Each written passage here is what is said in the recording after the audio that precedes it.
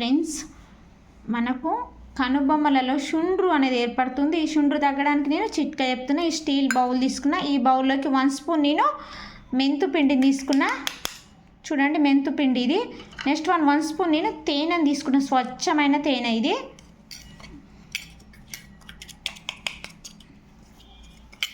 విధంగా మిక్సీ వేసుకోవాలి.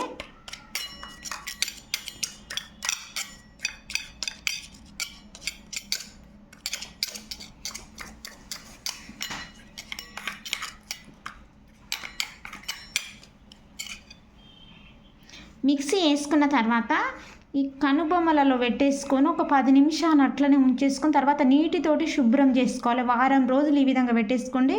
మీకు శుండ్రు అనేది తగ్గిపోతుంటుంది కనుబొమ్మలలో.